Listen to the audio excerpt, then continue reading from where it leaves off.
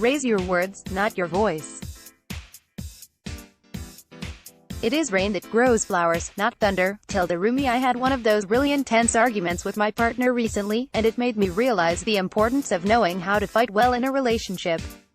That might sound like an oxymoron, but there isn't a relationship I know of where the couple doesn't fall out at one point or another. Fights can make or break a relationship. That's why it's important you know how to fight well, because the success of any relationship isn't based on how well you manage the good times but on how well you can deal with the bad. Basically, it's about how well you can learn to fight. Learning to fight well is important because it can help bring up lots of hidden stuff that's been lying dormant for years. It enables you to be really honest with each other, which helps you develop deeper levels of trust, and studies have shown that learning to fight well can even improve the intimacy in your relationship. But back to our fight. It all started when I was out at friend's house and lost track of the time. My partner and I had agreed to spend some quality time together that evening, and when I noticed the time, my heart sank. I knew she would be upset as I made the difficult call home, and yep, I was right. She was livid. We then descended into a really uncomfortable argument of blame and counterblame, with a bit of defensiveness thrown in for good measure. Criticism and defensiveness are two of the four horsemen of the apocalypse, as highlighted by renowned relationship experts Drs. John and Julie Gutman. They noticed these two traits are highly correlated to relationships that lead to breakup and divorce.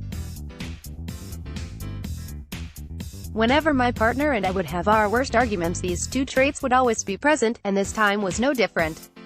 That's why becoming more aware of how you fight can help you avoid relationship Armageddon and instead increase the trust, safety, and love in your relationship. To help with this, here are 7 key steps to follow when you feel as if you are descending into another one of those earth-shattering fights. 1. Upgrade your language. Some arguments can help grow the relationship and develop greater levels of trust and intimacy between both parties.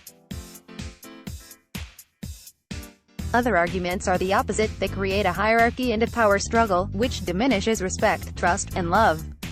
If we rewind to the start of our arguments, we can predict to some extent their success by the language that started them, and whether it was hard or soft. Hard language starts with generic hyperbole like, "you always," or "why do you never," or "I knew that you would." Soft language uses I statements and focuses on the actions that took place, how they made us feel, and what we want to happen. My partner's language that day was very hard. She criticized me and I immediately became defensive as the original story in my head started to change in response to her accusations. The firm agreement I knew we'd made became a tentative expectation in my mind. My lateness was no longer my responsibility but my friend's, who had been delayed preparing food. Bit by bit I retold the story of what had happened and made myself into a victim of my circumstances instead of the owner that I really was.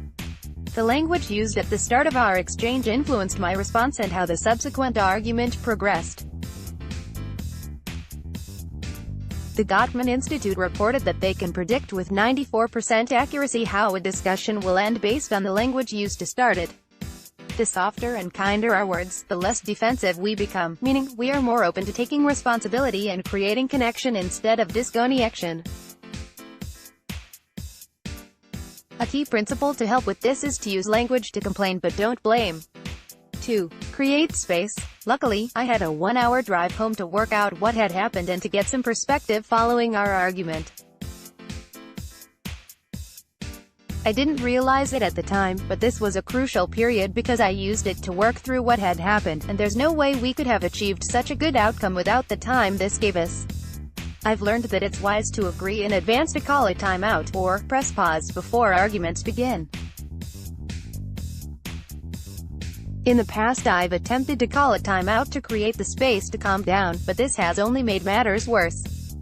My partner and I now have an agreement that if either of us needs to call a timeout in an argument, the other will respect the request. It can be infuriating at the time, but arguing when you are in a low mood or heightened sense of emotion is never going to assist your dialogue. Therefore, it's important to create space as much as you can. 3. Safely express your emotions. On that drive home, the first thing I did was shout and scream about what had happened. My inner child had a field day as I moaned and complained to my imaginary passengers about what she'd said and how wrong she was. It was fantastic, and a very cathartic way to clear the negative energy and emotions I was holding on to around the conversation. When we had the initial phone call, I went into a stress response as my body became flooded with cortisol, and my heart rate went through the roof.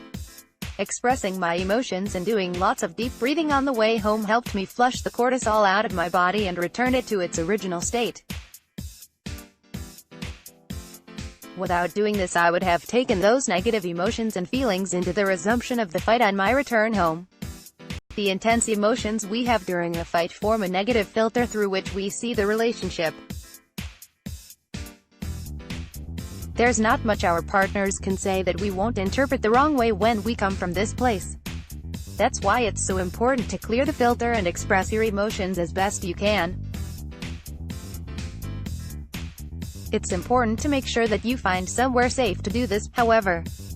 Doing it next to your partner won't go down well, so get out of the house and find somewhere to express your emotions as cleanly and safely as possible so you don't take it into your next fight. 4. What if, once I'd let go of the emotions, I started to calm down, and it was only then that I realized I could let go of the story I'd been telling myself. It was at this point I decided to tell myself a new story that started with what if she had a point? What if I wasn't being honest with myself? What if I wasn't taking responsibility for something? This provided a new lens through which to see the situation. With my strong emotions now expressed, it was like a fog had been lifted, and I could see the situation from a new vantage point. This new perspective allowed me to completely shift my thinking on what had happened and relinquish my grip on the version of events I had concocted to help deal with my partner's heart response. 5. Take responsibility. From that simple question, I realized that there was plenty I could take responsibility for, that I was ignoring based on my initial triggered response. I was shocked because once I found one thing, I found another, and another. By the end, I could take responsibility for almost all of what happened.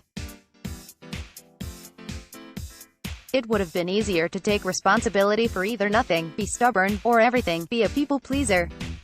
But the more honest I was with myself, the more I could distinguish between what was mine and what was not. For example, we had made a clear agreement about what time I would get back. I knew the food was going to be late, so I could have explained to my friends and left without eating. I knew I didn't have a watch, so I could have checked on the time from somewhere else. Previously, I'd been telling myself the story that I needed in order to ensure I wasn't in the wrong and to protect the scared little boy inside myself that was upset at being made to feel bad. This also helped me to realize what I was not prepared to take responsibility for. I was being accused of some things that weren't right. In fights, we easily turn critiques about our actions into criticisms of our character. So, for example, in this scenario, I was late home because I didn't prioritize my partner. This is a critique, and as true. However, a criticism would be that this action makes me a selfish person, not true. Taking ownership for what was mine helped me release responsibility for what was not. This helped me to feel much stronger and clearer in owning my part in the situation and how I communicated it to my partner, as a result. 6. Respect your partner's process. When I arrived home, I was excited to share what I'd learned with my partner and imagined us having a great conversation about it. That didn't happen because she was still really annoyed with me. I came through the door with this great insight and awareness about the argument and how and why I'd behaved as I had. However, I was met with stonewalling. I'd used the journey home to vent and express my feelings, so the emotions in me had subsided. However, my partner had been sat at home the whole time stewing and making matters bigger and badder in her head, so we were in very different places. She still needed to express those emotions and get them out of her system before she was able to communicate with me in a productive way, and I needed to create space for her to do that. That was really tough because I realized I was in one place, emotionally and physically expressed, and now ready to take responsibility for what was mine, whereas she was somewhere else, still emotional and not ready for a rational conversation. 7. Create the container. Fights often get out of control when you are both of emotion and expressing it from a place of fear. The most important thing missing in most fights is a safe space within which to share and be heard. When my partner and I fight, we often fight for space to be heard as much as we argue about whatever the fight appeared to be about. Most fights are secret battles for power in the relationship and not really about whatever started them. To fight well requires one of you to have enough presence, away from your emotions, to create a safe space, or the container, within which to have the conversation. Once my partner's emotions had calmed, I asked if she was okay to have a conversation about what had happened because I wanted to share with her some things I wanted to take responsibility for. She agreed, and we were then able to have that conversation where I took responsibility for what was mine and we discussed what was not for me to take. I found that leading and taking responsibility for what was mine made her more trusting in me, which added to the safety we'd developed in creating the container. This made her much more understanding and able to take responsibility for what was hers. It really helped me when she said the simple words, "I was wrong to say you were selfish." I felt validated, which helped further develop the trust we had for each